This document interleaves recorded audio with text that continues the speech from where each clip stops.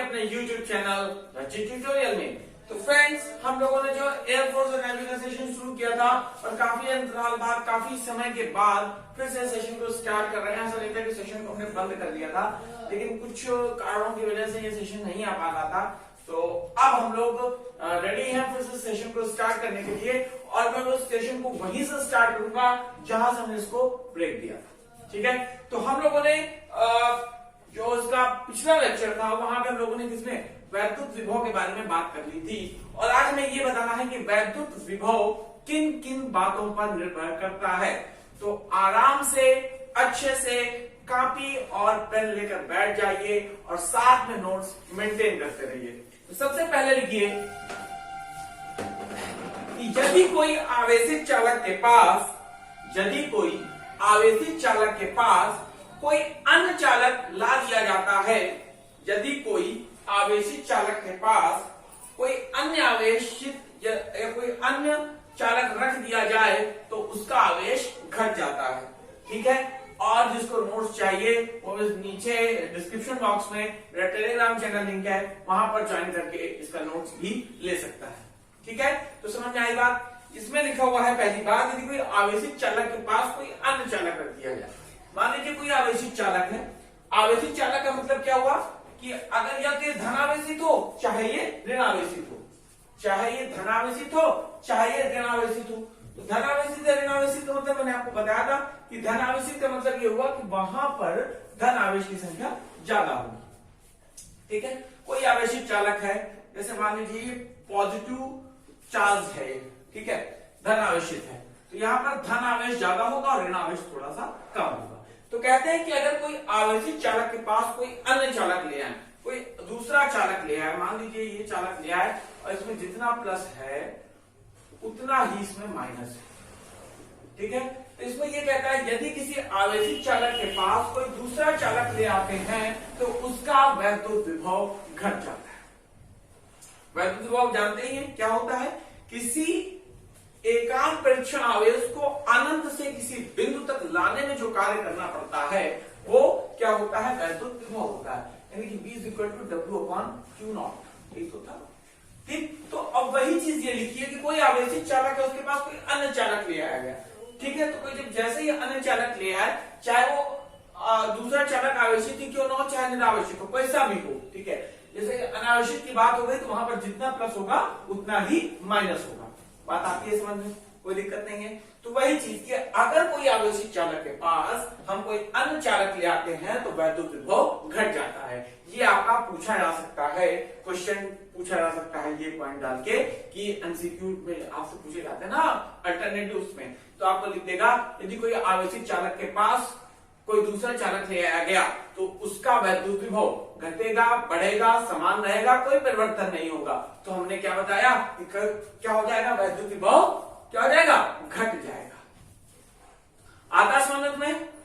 चलिए, दूसरी चीज क्या है कि किसी चालक का जो विभव होता है ना, किसी चालक का जो विभव होता है वो उसके आकार पर निर्भर करता है। किसी चालक का विभव किस पर निर्भर करता है, उसके आकार पर निर्भर करता है। तो उसके आकार पर कैसे निर्भर करता है, जिस चालक का जितना बड़ा आकार होगा, जिस चालक का जितना बड़ा आकार होगा उसका वैद्युत विभव उतना ही क्या होगा, कम होगा। क्या होगा, कम होगा। ये भी क्वेश्चन आपसे पूछा जा सकता है पॉइंट करके कि क्या है कि अगर कोई आवेशित चालक है, ठीक है, सॉरी हाँ, यदि कोई ऐसे है, पूछ लिया गया, ठीक है, कि बहुत सा बड़ा है तो क्या होता है, आकार पर निर्भर करता है कि नहीं करता। पहला क्वेश्चन तो ये बन गया कि क्या वैद्युत विभव चालक के आकार पर निर्भर करता है, हाँ नहीं, कुछ भी हाँ तो निर्भर करता है। तो या ऐसे भी दे सकता है किसी चालक का वैद्युत विभव किसी चालक का वैद्युत विभव उसके आकार पर तो क्या निर्भर करता है। ठीक है, यानी कि चालक का जितना बड़ा आकार होगा उसका वैद्युत विभव उतना ही कम होगा। ठीक है, अगला पॉइंट क्या आता है, किसी चालक का विभव, हमेशा ध्यान रखिए, किसी चालक का विभव उसके चारों ओर के माध्यम पर निर्भर करता है। जो विभव होता है तो क्या माध्यम पर निर्भर करता है, तो हाँ बिल्कुल माध्यम पर निर्भर करता है किसी चालक का विभव। ठीक है, अगली बात आती है जिस चालक पर जितना अधिक आवेश होगा, जिस चालक पर जितना अधिक आवेश होगा उस चालक का वैद्युत विभव उतना ही अधिक होगा, उस पर उतना ही अधिक वैद्युत विभव होगा।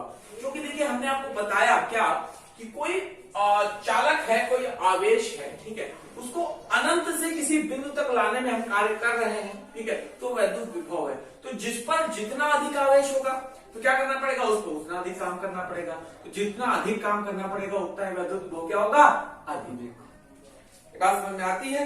अच्छा, अब एक बात ये आती है, यदि कोई आवेशित चालक है Q, यदि कोई आवेशित चालक है Q, मुझे लगता है यहां तक आपको बात समझ में आती है, ठीक है। चलिए, नोट्स के लिए मैं डिस्क्रिप्शन बॉक्स में अपने टेलीग्राम चैनल का लिंक दे दूंगा, वहां से आप लोगों को क्या करना है, नोट्स ले लेने हैं, ठीक है। चलिए देखिए, तो मुझे लगता है यहां तक बात आपको समझ में आ रही है ना।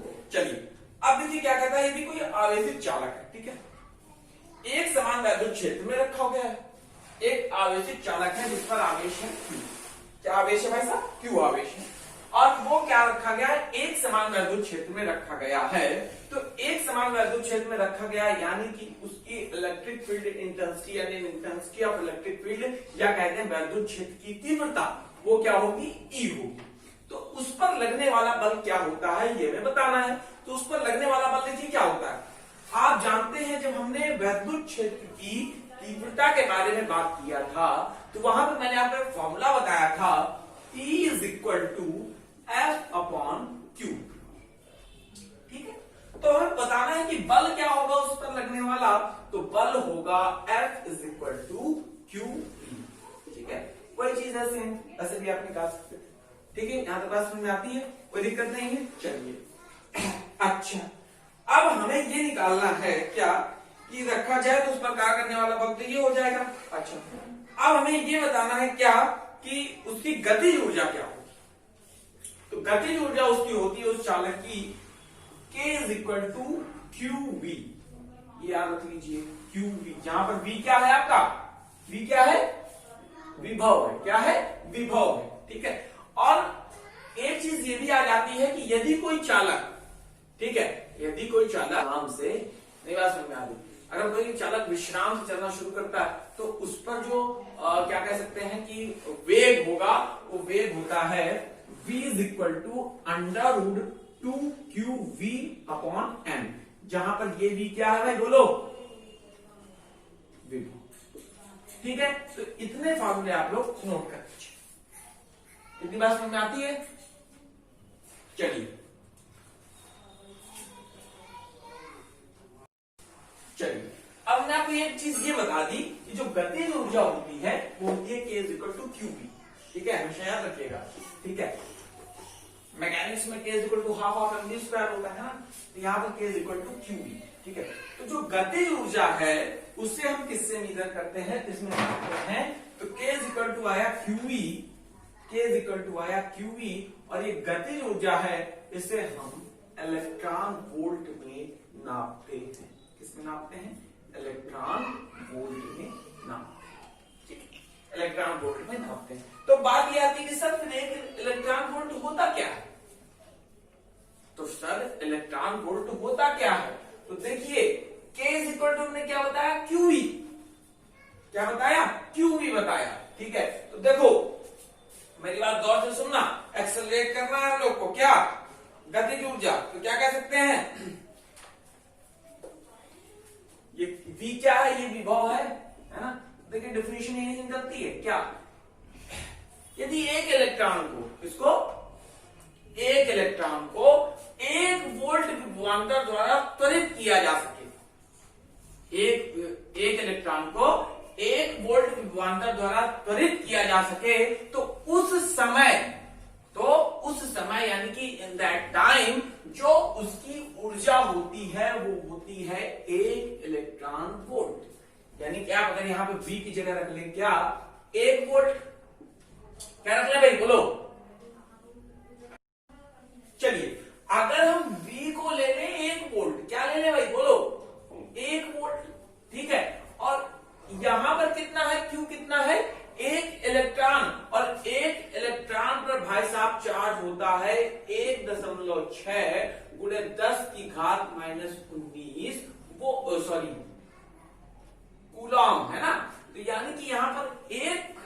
वोल्ट क्या हुआ, अगर हम 1 इलेक्ट्रॉन वोल्ट की बात करें तो यहां पर होगा 1.6 into 10 to the power minus 19। क्या बोलिए क्या भाई, यहां पर ये हुआ क्या, कूलाम और वोल्ट, तो कूलाम वोल्ट हो गया, यानी 1 इलेक्ट्रॉन वोल्ट कितना हो गया, ये इलेक्ट्रॉन हो गया और v का वोल्ट, तो 1 इलेक्ट्रॉन वोल्ट की जो वैल्यू होगी वो इतनी होगी। ठीक है, बात समझ में आती है, कोई दिक्कत नहीं है। ठीक है, 1 इलेक्ट्रॉन वोल्ट की क्या होगी, ये वैल्यू होगी। और जो हम ऊर्जा होती है उसको किस में मेजर करते हैं, जूल में, तो ये होता है 1 इलेक्ट्रॉन वोल्ट में इतना जूल। ज्यादा बात समझ में आई, कोई दिक्कत है। इसमें एक जो सबसे बड़ी बात हुई कि 1 मेगा इलेक्ट्रॉन वोल्ट में कितने वोल्ट हुए, 1 मेगा इलेक्ट्रॉन वोल्ट में कितने इलेक्ट्रॉन वोल्ट हुए। ये पूछा जा सकता है आपसे कि 1 मेगा इलेक्ट्रॉन वोल्ट में कितने, 1 मेगा इलेक्ट्रॉन वोल्ट में कितने क्या इलेक्ट्रॉन वोल्ट हुए। तो 1 मेगा की बात आ गई और जहां मेगा की बात आ गई वहां पर कितना, 10 की घात 6, हमेशा ध्यान रखिएगा। तो 10 की घात 6 इलेक्ट्रॉन। बात समझ आती है यहां तक, कोई दिक्कत है नहीं है ना, बोलिए कोई दिक्कत नहीं है, यहां तक पूरा समझ में आता है अच्छे से, बोलो भाई आता है समझ में अच्छे से। चलिए अब हम लोग बात करेंगे स्थितिज ऊर्जा, किसकी बात करेंगे, स्थितिज ऊर्जा। यहां तक आप लोग नोट कर लीजिए, और जिसको नोट्स चाहिए टेंशन लेनी नहीं है, क्योंकि डिस्क्रिप्शन बॉक्स पे मैं आपको इसके नोट्स दे दूंगा, वहां से डिस्क्रिप्शन बॉक्स से आपको नोट्स डाउनलोड कर लेने हैं और पढ़ना है। ठीक है, चलिए अगली बात देखते हैं क्या होता है, बता दूं तुमको समझ में आ रहा है कि नहीं आ रहा, क्योंकि आज तक बहुत दिन बाद क्लास लगी है ना। अरे भैया चलो स्टार्ट करते हैं फिर आगे। अब हम लोग बात करेंगे कि स्थितिज ऊर्जा क्या होती है, किसकी बात करेंगे, स्थितिज ऊर्जा। ठीक है, तो स्थितिज ऊर्जा का फॉर्मूला क्या होता है, तो बताओ जल्दी है। U बराबर हाँ half mv square, half mv square. अरे का हाँ तो बताओ। अब ये स्थितिज ऊर्जा की बात कर रहे हैं, किसकी बात कर रहे हैं हम लोग, बोला करो भाई। स्थितिज ऊर्जा जिसे हम लोग इंग्लिश में कहते हैं पोटेंशियल एनर्जी, स्थितिज ऊर्जा की बात कर रहे हैं, किसकी बात कर रहे हैं भाई, बोलो स्थितिज ऊर्जा। तो स्थितिज ऊर्जा क्या होती है, किसी आवेश की स्थितिज ऊर्जा उस कार्य के बराबर होती है, किसी आवेश की स्थितिज ऊर्जा उस कार्य के बराबर होती है जो अनंत से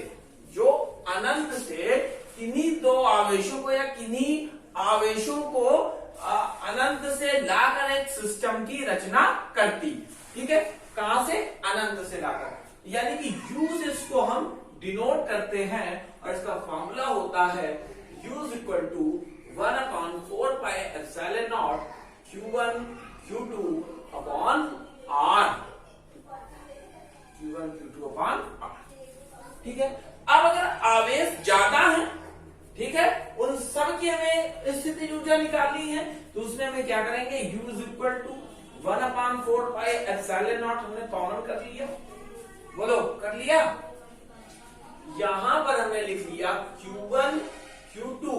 अब देखिए डिस्टेंस 1 से 2 के बीच, 1 से 2 के बीच, तो यहां हो गया R12 प्लस Q2 Q3, यानी कि यहां पर डिस्टेंस 2 से 3 के बीच, और यहां पर हो गया Q3 Q4, यानी कि यहां पर डिस्टेंस 3 से 4 के बीच plus dot dot dot dot, जितना भी निकाले हैं, जितने भी आवेश ले हैं, उनकी स्थितिज ऊर्जा ये।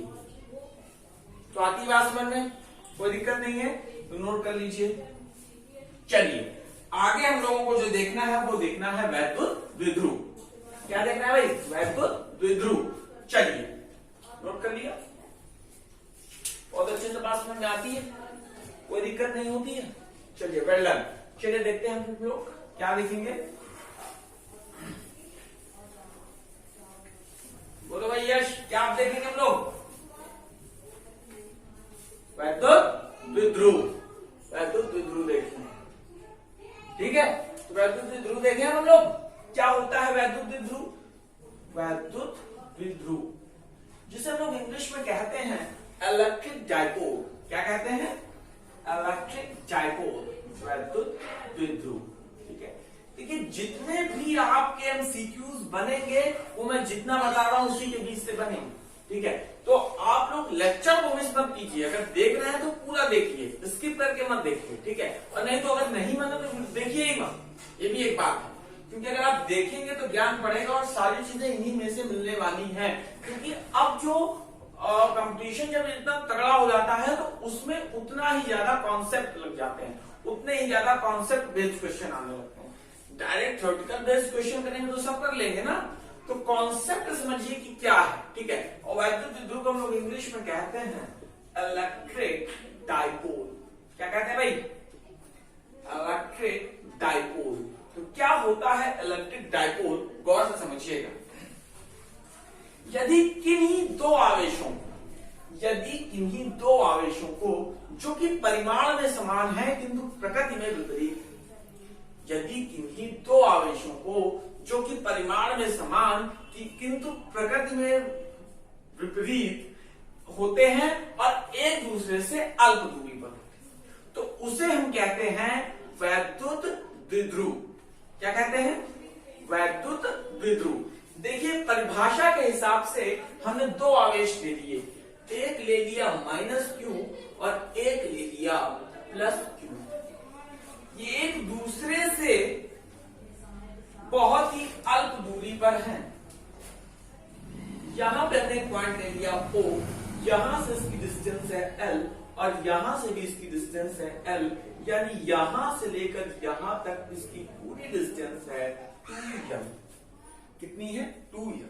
ठीक है, तो सेम चीज वही हो गई कि यदि किसी प्रकृति में विपरीत किंतु परिमाण में समान आवेश एक दूसरे से अल्प दूरी पर हो तो उस समय जो एक सिस्टम तैयार होता है, एक संरचना तैयार होती है, उस संरचना को हम लोग क्या कहते हैं? वैद्युत द्विध्रुव। क्या कहते हैं भाई? वैद्युत द्विध्रुव। अच्छा सर एक चीज मुझे ये बताइए, हाँ, कि हमने सर अगर परिमाण में समान, किसमें? परिमाण में समान, क्यों परिमाण में समान है, प्रकृति में विपरीत -+ है, तो क्या सर +q को यहां -q को यहां लिया जा सकता था?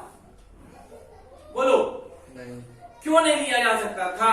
क्योंकि अकॉर्डिंग टू कोऑर्डिनेट सिस्टम, ठीक है, कोऑर्डिनेट सिस्टम के अनुसार, ज्यामिति के अनुसार हम देखें तो ये ओरिजिन है जिसे हम कहते हैं मूल बिंदु, और मूल बिंदु के बाएं तरफ क्या होता है? माइनस, और मूल बिंदु से प्लस की तरफ क्या होता है? तो हमेशा -q चार्ज कहां पर रहेगा?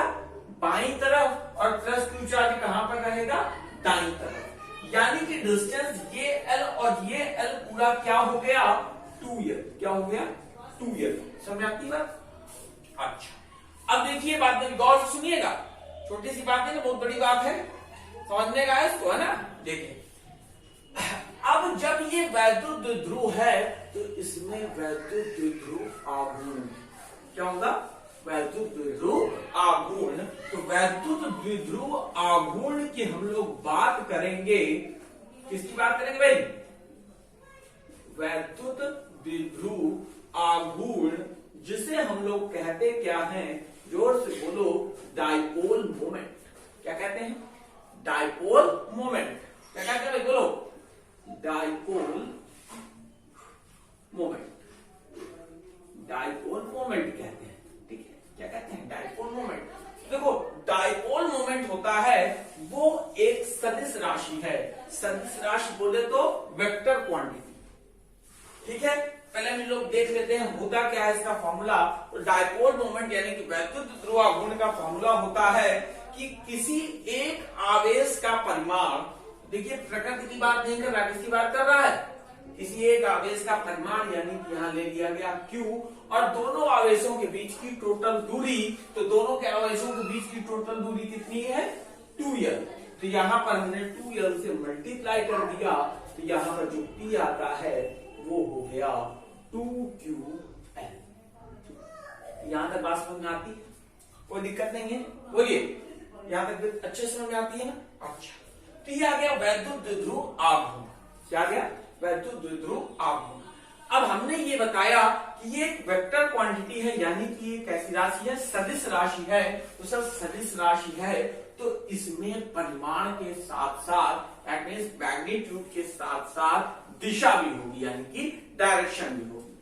क्या होगी? डायरेक्शन भी होगी। तो मैग्नीट्यूड तो भैया हम यहां से निकाल लेंगे, बट हाउ वी क्या कह सकते हैं, how we determine the direction, हम डायरेक्शन कैसे निकालेंगे? तो देखिए डायरेक्शन जो इसमें होती है वो माइनस चार्ज से प्लस चार्ज की ओर होती है। डायरेक्शन कहां से कहां तक होती है? जो दिशा होती है, दिशा होती है वो ऋण आवेश से धन आवेश की ओर होती है। ऋण आवेश से धन आवेश की ओर होती है। कहां होती है? ऋण आवेश से धन आवेश। ठीक है, तो भाई साहब इसका मात्रक भी कुछ होता होगा। तो इसका मात्रक जो होता है वो मात्रक क्या हो जाएगा? देखिएगा गौर से, मात्रक की अगर हम बात करें, यानी कि जिसको हम लोग कहते हैं यूनिट, तो देखिए Q का क्या हो जाएगा? कूलॉम, और L का क्या हो जाएगा? मीटर। तो जो मात्रक हो जाएगा उसे हम कहते हैं सीएम, यानी कि कूलॉम। जोर से बोलो भाई, कूलॉम मीटर। तो जब इसका मात्रक होता है तो सर इसकी विमा भी होती होगी। तो विमा क्या हो जाएगी इसकी? देखिए P की विमा हो जाएगी, Q को क्या लिख सकते हैं भाई? Q की विमा क्या होती है? 2 को तो लिखा नहीं जा सकता, डायमेंशनलेस है। ठीक है, यानी कि विमाहीन राशि है। तो Q क्या हो जाता है? 80, और L लेंथ है तो उसको क्या लिखते हैं? L। तो 80L इसकी विमा हो जाती है। क्या हो जाती है? LTA या LTL कुछ भी कह दो, उसकी क्या हो जाती है? विमा हो जाती है। यहां तक बात समझ में आती है? चलिए इतना नोट कर लीजिए। अभी और बहुत सी चीजें हैं वैद्युत द्विध्रुव के बारे में बताने की, नोट कर लीजिए। चलिए आगे हम बात कर लेते हैं।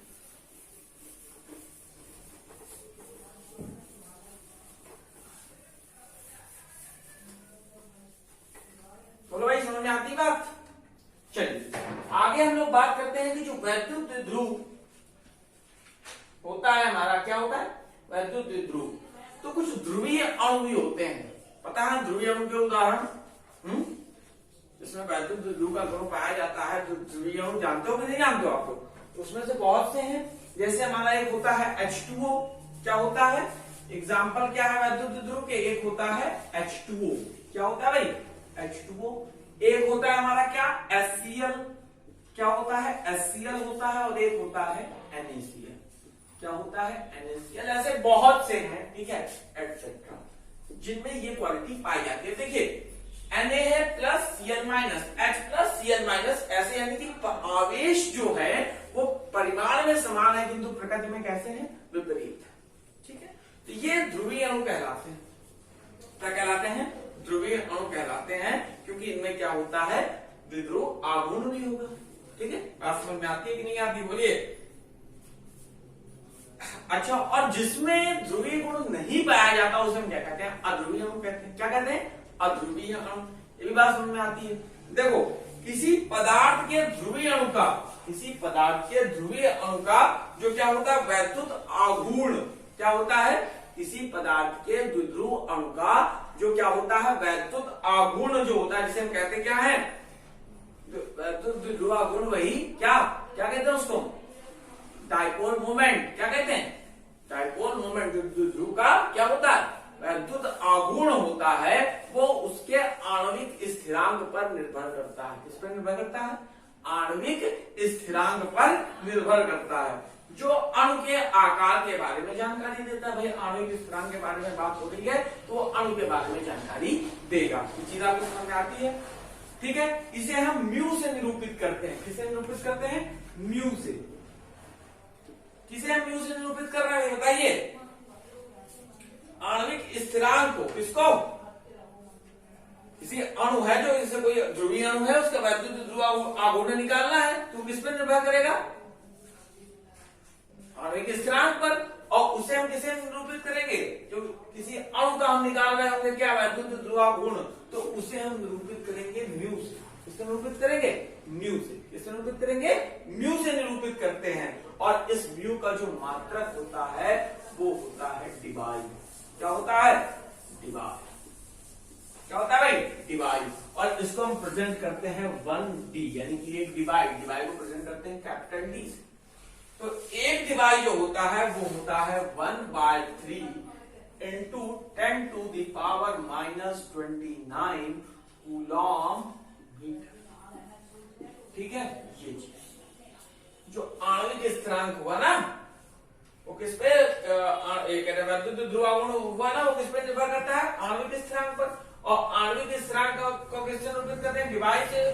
ठीक है, डिवाई म्यू से। उसका मात्रक क्या होता है? डिवाई। और एक डिवाई में कितने कूलॉम मीटर होते हैं? ठीक है, क्या कुछ चीज समझ में आती है कि नहीं आती? बोलिए। तो ओके है। तो मैं समझता हूं कि आज के लिए आपकी क्लास इनफ है ना? ओके, तो जाते जाते बस यही कहना चाहूंगा, जय हिंद।